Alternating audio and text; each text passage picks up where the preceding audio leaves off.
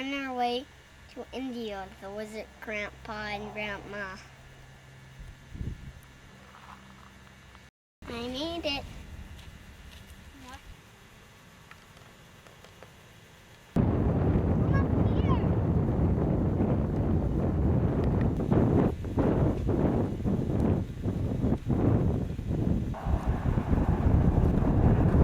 Is it a windy road, Bima?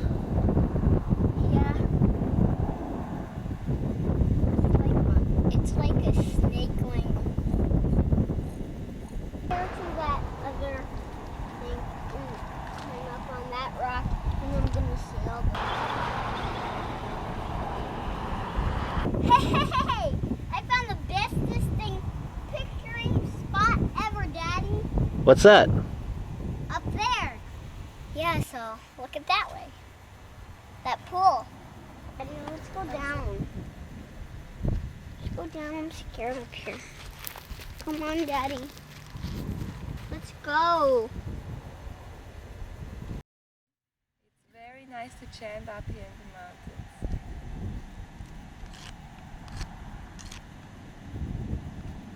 Bima, you like it up here?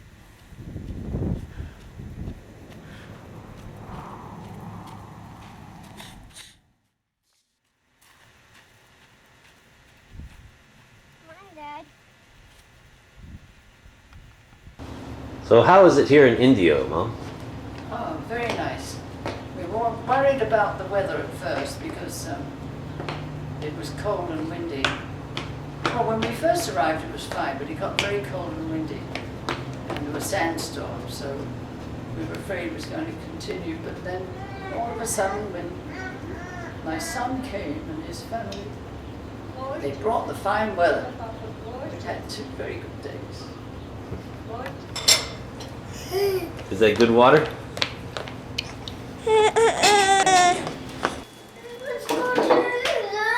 You will just make movies until I'm done. You go upstairs and put them on? Shall I make a funny face at you? No. Funny enough it is, right? Can we go in there? Oh, Bima, oh, don't just tear it. You can break some. It's all right. Okay. Govinda, where's Daddy? Oh, What's Daddy doing? Come on. And go into New swimming trunks. Nice material, soft, perfect size, very good quality. Of course, from On Angie. No, I think it's in the one with the yellow paper on. Well, then I just get the watch. No, I don't want to get this straight.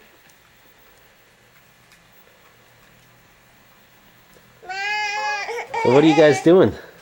playing. Go play with the toys. Look. She's got a new toy now, the camera. Get me down up here. Please. Govinda, hoće vodice na papa? Vode, baka će dati vode. Ajde, idi. Baka će dati vodice. Baka će dati vode. Ajde, idi.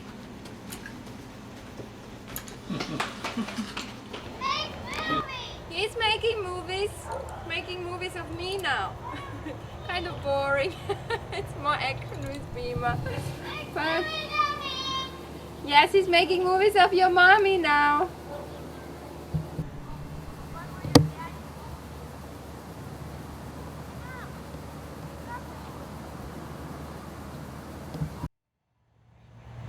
Here he is, folks. The amazing Alex. The swing. Missed. This time it's gonna go flying. No. Maybe not. Miss. The swing. Good.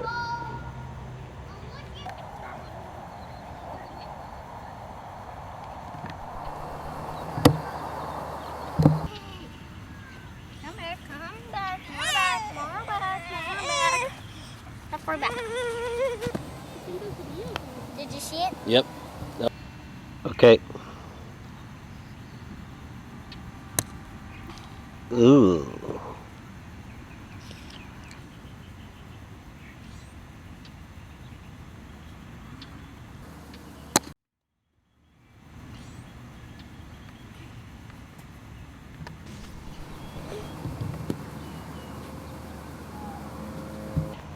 Okay. Come in soon, Bima, okay? You have to eat some.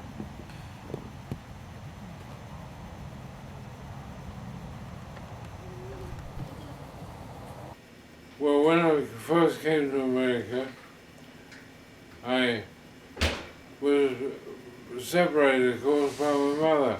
My mother didn't want me to come to America. But anyway, and my father was dead, as you know. He died at 60 years old. And anyway, I was separated from my mother. Then one day I thought I could call on the telephone, which in those days was quite an experience. I'm not sure why I'm telling you this, but anyway. I called my mother. You had to say I want to talk to my mother and so on, and they put you through with an operator. It was very hard to hear.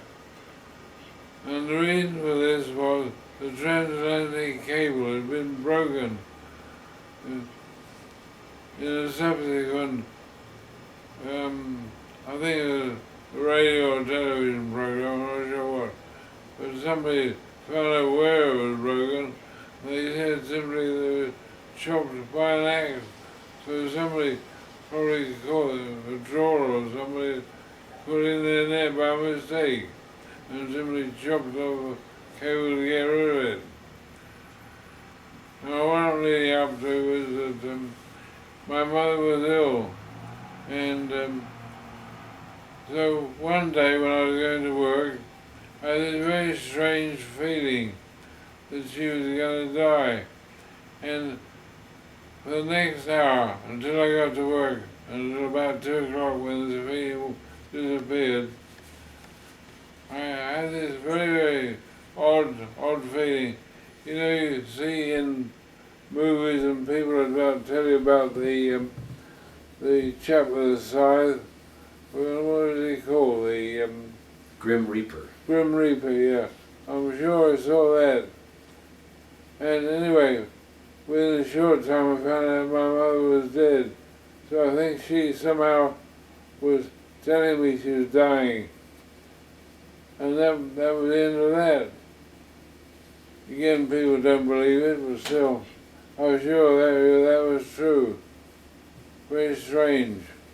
Many years ago, my husband and I went on a bus tour of France, and about the middle of the tour, I suppose, we went to a city called Pau in the mountains. I don't remember what mountains they were. Isn't that awful? And we went to Lourdes to see the shrine of Saint Bernadette, Our Lady of Lourdes. And it was raining, but it didn't seem to stop anybody. Everybody was out in the dark with their umbrellas and their candles, and there was an enormous great procession all around the square, and we just viewed it from above. We didn't go, we weren't part of the procession, but it was very, very impressive with the backdrop of the basilique and all the lights. It was well lit up, even though it was very dark and raining. And the most moving thing to me was they were citing the rosary, and they had the rosary in all languages. And when it came to the English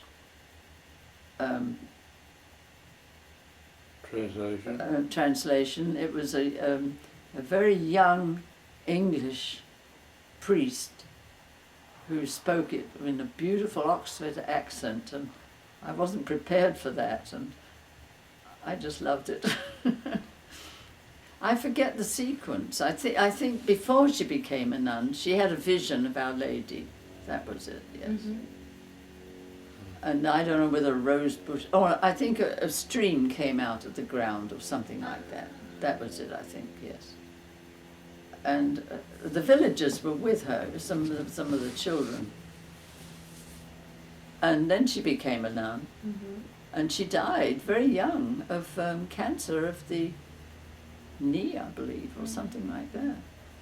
And of course, eventually she was made a saint. But now, from this source, from this spring, they have made, they built the church near it. They've made all kinds of spigots all along the wall, so people can go and get water from there and drink it, or whatever. We have some, and we've never done anything with it. It's still up in the cupboard. No, I didn't. That's all. And you say there are crutches there, so for Oh, people yes. who come and get cured and then Yes, just and they leave just their leave all crutches this. there. But you know, you have to have faith and be in the procession and all that stuff for that. And we saw Or you have lots to of go in the people procession then. and Oh, do- this enormous mass of people processing around in wheelchairs, and lots of them were dying, Ah. you know, and they all believed that they would get better, and of course a lot of them didn't, but some of them did. Some did. Yeah. And you saw that?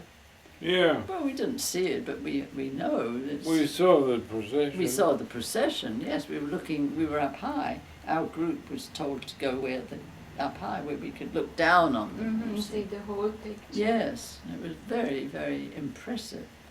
See all these guys in wheelchairs, you know. And these long, you know, like what would you call it really? Like a gurney, a bath, what would you call it? We call it a bath chair in England. We used to call it when you lay down, you know. They're on stretchers really, but it's made into something you can, their family could wheel, you see. You know, like instead of being a wheelchair, it was a wheel stretcher. Because they were too ill to walk sit. or To even sit. Yeah, Yeah. to even sit. I'll tell you another story. You want me to tell you another story? Sure, Bob, go ahead. It's take 3. Well, not take 3, this is story 3. Story 3, I'm sorry. But anyway, we went to another church, not in Lourdes, but somewhere in France. Forget where it was now. Anyway, these two saints, they're in a Catholic church. Of course, France is a Catholic country. And anyway, these saints said they could cure you of anything. See, so I said to them, well, Oh, come on. I'm sorry. If you're so bloody good, get rid of my hay fever. And I told this to Richard too. But anyway, after 1 year it went. I've never had, well, I do get occasional hay fever. But anyway, I had it very, very bad in London. It's one of the reasons I'm here in America, of course, because there was no hay fever in California. But anyway, I wanted you to know that these people, wherever we were in this church, I say, I don't remember, they were sisters, I think. I'm not quite sure.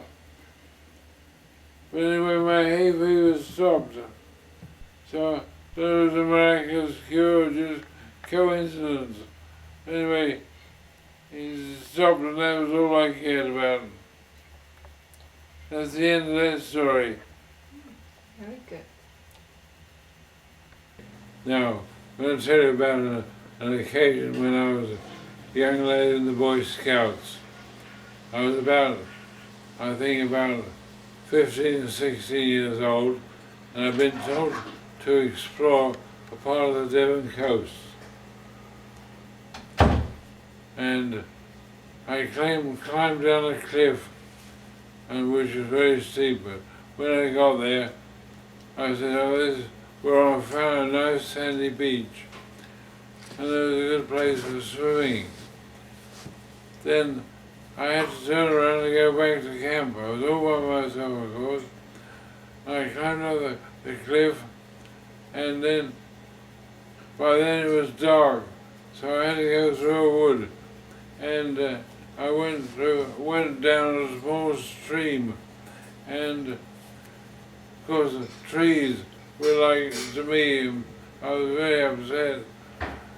And trees, of course, you imagine they were men there waiting to get me and all that kind of stuff. Anyway, I proceeded on, and I remember walking through a churchyard.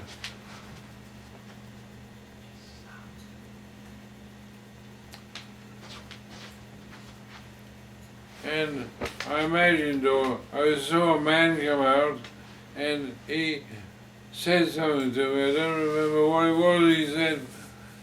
He was obviously a ghost. Don't forget, I was very upset, and could have been my imagination. But here's the interesting part. It was very, very quiet in those days. There were no airplanes driving overhead, and no cars making noises, you know. Very, very quiet. And as I walked by a church, you hear the sound, any sound that anybody made, echoing off the walls. But this chap, when he spoke, there was no echo. So I conclude from that, there wasn't really a man there.